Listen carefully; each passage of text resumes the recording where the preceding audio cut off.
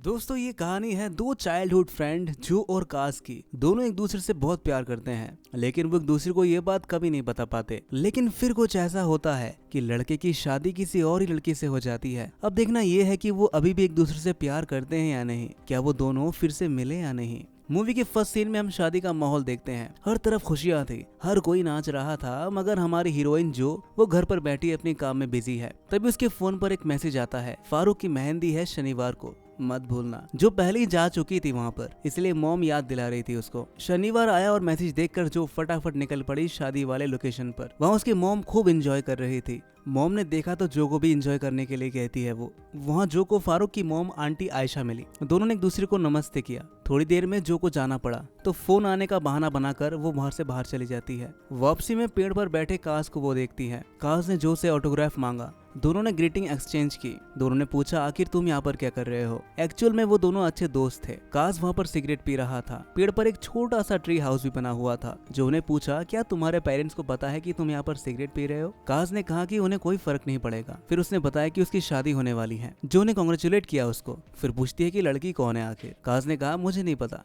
कास को ये बात समझ में नहीं आ रही थी। उसने बताया कि ये अरेंज मैरिज है। उसकी फैमिली ने लड़की को चुन ली है। जो कहती है अगर किसी अनजान से शादी करनी पड़ेगी तो बहुत मुश्किल होता है ये सब। कास उसकी बात समझ जाता है और उसकी बात पर एग्री भी होता है। फिर कास पूछता है कि तुम कब शादी कर रही हो। जो ने कहा फिलहाल मेरी शादी करने का कोई इरादा नहीं है, पर मैं अपना परफेक्ट मैच ढूंढना चाहती हूँ। बाद में जो की मोम ने आंटी आयशा को शादी में बुलाने के लिए थैंक यू कहा। शादी की डेकोरेशन और अरेंजमेंट की खूब तारीफ करती है वो, और अपने इस एक्सपीरियंस को जो से शेयर कर रही थी। अगले दिन जो काम पर पहुंची, वहाँ उसकी टीममेट्स अगले प्रोजेक्ट को लेकर डिस्कशन कर रहे थे। जो को उसकी मॉम ने एक बार एक अच्छी डॉक्यूमेंट्री बनाने के लिए कहा था। इस आइडिया पर डिस्कशन करते हुए जो ने सजेशन दिया कि वो ब्रिटेन में चल रहे अरेंज मैरिज के बारे में डॉक्यूमेंट्री बनाना चाहती है। बाकी लोगों को कुछ समझ में नहीं आया। जो ने समझाया कि उसका एक बचपन का दोस्त है जो पाकिस्तान से आया है और उनके घर के पास ही रहता है। वो दोनों साथ में बड़े हुए हैं और अब उनकी अरेंज मैरिज होने वाली है। जो को लगा कि इस अरेंज मैरिज सिस्टम पर उसे डॉक्यूमेंट्री बनाना चाहिए। उसकी टीम को उसने समझा कि कैसे पेरेंट्स अपने बेटे के लिए एक पार्टनर ढूंढते हैं। उसके डॉक्यूमेंट्री को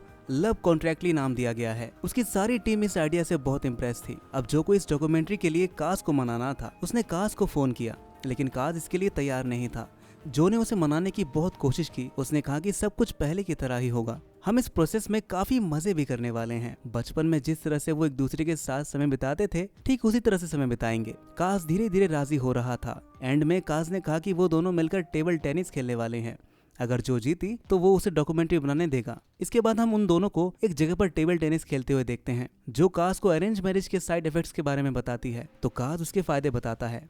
वो कहता है कि बच्चों के लिए एक बड़ी फैमिली बहुत अच्छी होती है, सोसाइटी के लिए भी बहुत अच्छा होता है। जो कास से कहती है अगर वो गेम जीत जाती है तो उसे जो भी कहेगी वो सब कुछ करेगा।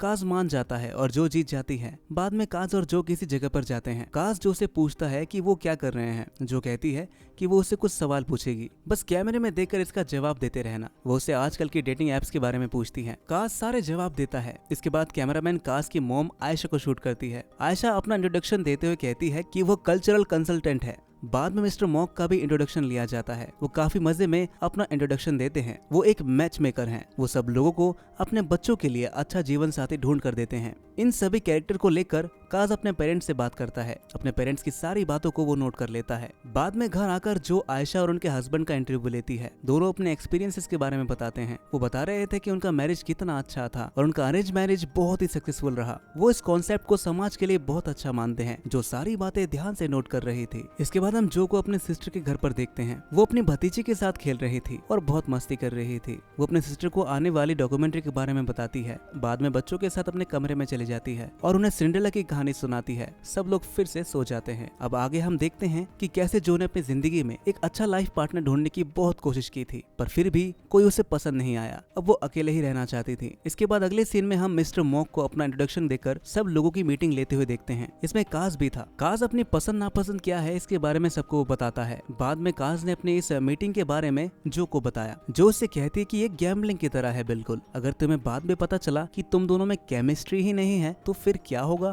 तुम्हारी मैच नहीं बन पाएगी। काश को ये बात बहुत ही ज्यादा डिप्रेसिंग लगी, जो काश को ड्रिंक लेने के लिए इनवाइट करती है। लेकिन काश कहता है कि वो अपने फैमिली के साथ आज डिनर पर जा रहा है क्योंकि आज मदर्स डे है। मदर्स डे के बारे में जो बिल्कुल भूल गई थी, तो वो जल्दी से अपने घर के लिए निकल जाती है। घर पर जो अपनी मॉम से बात कर रही थी कि आयशा और उसकी फैमिली कितनी अच्छी है, जो कि मॉम को लगता था कि वो लोग ग्रीक या इटालियन होंगे। इन सब बातों के बीच जो के फोन में मॉम डेटिंग ऐप देखती है। मॉम उससे पूछती है कि क्या तुम किसी को डेट कर रही हो, क्या मुझे उनसे मिलने के लिए जाना पड़ेगा जल्दी, जो इसके लिए मना कर देती है। जो कि मॉम की उम्र काफी ज्यादा थी और वो कहती है कि तुम्हें जल्दी से एक अच्छे लड़के से शादी करनी होगी। यही सब बातें करते हुए उनका डॉग किसी चीज को निगल लेता है, जो कि मॉम उसे डॉक्टर के पास ले जाने के लिए कहती है, जो कि एक बहुत ही इंपॉर्टेंट मीटिंग थी और इसी वजह से वो मना कर रही थी। तो दोनों इस बात को लेकर बहस करने लगते हैं। दूसरी तरफ हम देखते हैं काश को उसकी फैमिली के साथ डिनर टेबल पर शादी की बात हो रही थी उसकी। फारूक काश को शादी को लेकर चिढ़ाने लगता है। काश के पेरेंट्स उसे बताते हैं कि हमने तुम्हारे लिए एक बहुत ही अच्छी लड़की ढूंढ ली है, वो बहुत ही अच्छी और खूबसूरत है, तुम्हें उसके साथ एक बार बात कर लेनी चाहिए। बाद में जो फारूक और उसकी वाइफ का भी इंटरव्यू लेती है। इसमें फारूक और उसकी वाइफ अपनी एक्सपीरियंसेस के बारे में बताते हैं और एक दूसरे की बहुत तारीफ करते हैं। काश फिर उस लड़की से वीडियो कॉल पर बात करने के लिए तैयार हो जाता है। वो एक दूसरे से अपने बारे में, अपनी फैमिली और एजुकेशन के बारे में बात कर रहे थे। काश की फैमिली भी वीडियो कॉल पर ज्वाइन कर लेती है। इसके बाद लड़की की मॉम भी वहाँ पर आती है और ये सब काश के लिए बहुत ही ज्यादा परेशान करने वाला था। उस लड़की से उसे बात करनी थी। अगले सीन में हम जो को अपने कुत्ते को लेकर पेट हॉस्पिटल में जाते हुए देखते हैं। वहाँ से आते समय वो एक कंसल्टेंट के पास जाती है। उसे आगे चलकर कोई प्रॉब्लम ना हो इसी वजह से अपने एक ओवरी एग को फ्रीज करना चाहती थी वो। कंसल्टेंट उसे बताती है कि अगर तुम एग को फ्रीज करोगे तो फिर से बच्चे होने के चांसेस बहुत कम हो जाएंगी, तुम्हें एम्ब्रियो को फ्रीज करना चाहिए। इसके लिए जो को ये तय करना था कि किस आदमी के साथ बच्चे चाहिए, पर अब तक उसने किसी भी लड़के को पसंद नहीं किया था, तो ये उसके लिए बहुत ही ज्यादा मुश्किल था। जब वो बात कर रहे थे तभी जो की सिस्टर का कॉल आता है और वो उसे अपने घर पर आने के लिए कहती है। जो की सिस्टर उसे बताती है कि उसका हस्बैंड उसे धोखा दे रहा है, ये उनके बच्चों के लिए बिल्कुल सही नहीं था। इसके बाद हम जो को एक पार्टी में देखते हैं। वहाँ पर वो एक लड़के के साथ इंटीमेट हो जाती है। ये करने के बाद उसे बहुत ही ज्यादा गिल्टी फील हो रहा था। दूसरी तरफ काश फुटबॉल मैच खेल रहा था। उसे ब्रेक मिलता है और फिर जो उससे सवाल पूछने लगती है। काश कहता है कि फाइनली उसकी शादी फिक्स हो चुकी है। जिस लड़की के साथ फिक्स हुई है उसके साथ वो पिछले महीने से बात कर रहा है। उसकी मॉम ने सभी लोगों में मिठाई बंटवा दी है। जो उससे पूछती है कि उस लड़की की उम्र क्या है। काश कहता है कि मुझे उम्र के अंतर के बारे में तो नहीं पता, पर वो लड़की बहुत ही स्मार्ट है और इससे कोई बड़ा प्रॉब्लम नहीं होने वाला। जो पूछती है कि क्या तुम दोनों में कोई चीज कॉमन है। काश कहता है कि हम में काफी चीजें कॉमन है। जो को बहुत ही ज्यादा डिसअपॉइंटेड लगता है कि ऐसी अजीब सी शादी काश करने वाला था। जो कहती है कि आखिर में तुम भी बाकी लोगों की तरह ही बन गए, उनकी बातों के मुताबिक चलने लग गए तुम। काश कहता है कि क्या तुमने लोगों के लिए कुछ नहीं किया, तुम थोड़े डिस्टर्ब हो और तुम्हें हॉलीडे की जरूरत है। बाद में जो अपने घर पर थी, वहाँ पर पेट हॉस्पिटल का डॉक्टर उनके घर पर आया हुआ था। वो उसकी मॉम से काफी फेमिलियर हो गया था। वो डिनर के लिए यहाँ पर आया हुआ था। इसके बाद काश उन्हें लेने के लिए आता है और सब वहाँ पर चले जाते हैं। काश की शादी दूसरी कंट्री में थी क्योंकि लड़की वालों के घर में शादी रखी हुई थी। प्लेन में काश बहुत ही ज्यादा अनकंफर्टेबल हो जाता है क्योंकि उसे फ्लाइंग अच्छी नहीं लगती। इसके बाद सब लोग अपने डेस्टिनेशन पर पहुंच जाते हैं। बाद में जो काश की ग्रैंड मदर का इंटरव्यू लेती है। असल में उसकी ग्रैंड मदर की लव मैरिज थी। काश की मॉम ये सब ट्रांसलेट करके उन्हें बताती है। इसके बाद काश और उसकी होने वाली वाइफ का भी इंटरव्यू लिया जाता है। ये पास ही में एक बहुत ही बड़ा बाजार था, तो काश और जो वहाँ पर जाते हैं और शॉपिंग करते हैं। रात में काश की मेहंदी सेरेमनी थी। जो इसके बारे में उसे पूछती है तो काश उसे सब कुछ डिटेलफुली बताता है। वहाँ पर एक शॉप पर जो को एक नेकलेस पसंद आता है। काश उसके लिए खरीद लेता है वो। इसके बाद वो कॉफी लेने के लिए गए। वहाँ के वेटर ने उन्हें हस्बैंड वाइफ समझ लिया। काश उसे बताता है कि हम सिर्फ दोस्त हैं। जो काश को अपनी पर्सनल बातें कैमरे में कहने के लिए कह रही थी, लेकिन काश नहीं कहना चाहता था, तो वो उसे काफी फोर्स कर देती है। तो फिर काश मुस्लिम पर होने वाले भेदभाव के बारे में कैमरे में बताने लगता है। जो तुरंत कैमरा बंद कर देती है और कहती है कि डॉक्यूमेंट्री का टॉपिक थोड़ा अलग है।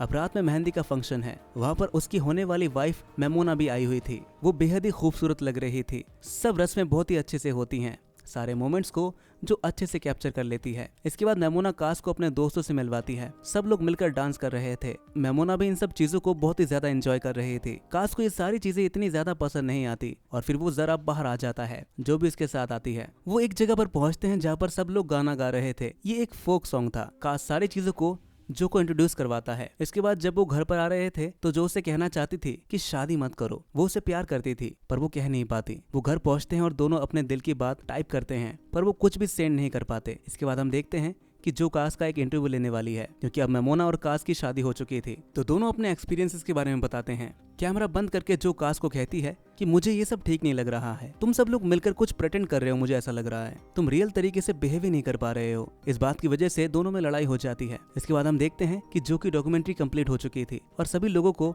थिएटर में दिखाई जाने वाली थी। इन सारी चीजों के बीच में उसकी मॉम ने उसके लिए एक अच्छा लड़का देखा था, तो उसे वो डेट कर रही थी।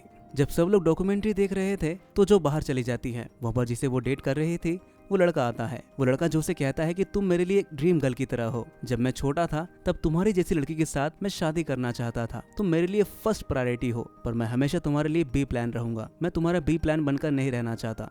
इसलिए उसके साथ वो ब्रेकअप कर लेता है। जो कहती है कि मैं अपने मॉम से क्या कहूंगी। वो लड़का कहता है कि सच बता देना जो कुछ भी हुआ। इसके बाद वो वहाँ से चला जाता है। उसकी डॉक्यूमेंट्री थिएटर में खत्म हो चुकी थी और सभी लोग बाहर आ रहे थे। काश इस डॉक्यूमेंट्री से नाराज था। वो कहता है कि मेरी सारी पर्सनल चीजें तुमने इसमें डाल दी थी। जो उसे समझाने की बहुत कोशिश करती है, पर वो समझ नहीं पा रहा था। इसके बाद जो की मॉम उसके पास आती है। जो कुछ भी उसके बॉयफ्रेंड के साथ हुआ था वो सब कुछ उसकी मॉम को कह देती है। इसके लिए उसकी मॉम उसे ही ब्लेम करने लगती है। जब मूवी रिलीज होती है तो सब लोग इसके बारे में बुरी बुरी बातें करने लगते हैं। इस मूवी के रिस्पॉन्स को लेकर जो बहुत ही परेशान हो गई थी। इसके बाद वो अपना सामान पैक कर रही थी, तभी उसकी मॉम वहाँ पर आ जाती है और पूछती है कि क्या कर रही हो तुम। जो कहती है कि मुझे ब्रेक की जरूरत है। अब ब्रेक लेकर वो टर्की जाने वाली थी।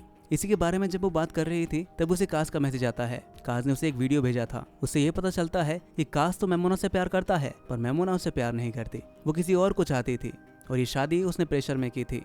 काश को भी उसके साथ रहने के लिए सब प्रेटेंड करना पड़ रहा था और इसी वजह से वो लोग एक दूसरे से डिवोर्स लेने वाले थे। जब ये बात वो फैमिली को बताते हैं तो सबके सामने काश ने भी बता दिया था कि वो स्मोक और ड्रिंक दोनों करता है। सब लोगों से बात करने के बाद वो जो को ढूंढता है। जिस पेड़ पर उन्होंने छोटा सा घर बनाया था वो वहीं पर बैठी थी। काश उसके पास आता है। जो इससे कहती है कि मैं तुमसे प्यार करती हूँ। काश को भी वो पहले से ही पसंद थी और वो भी इसे एक्सेप्ट कर लेता है। इसके बाद दोनों किस कर लेते हैं और अभी ये दोनों हमेशा साथ रहने का फैसला करते हैं। और इसी के साथ ये मूवी यहीं पर खत्म हो जाती है। तो दोस्तों कैसी लगी आपको ये कहानी, कमेंट में जरूर बताइएगा और ऐसी अजब गजब मूवीज के लिए हमारे चैनल को सब्सक्राइब जरूर कर लीजिएगा।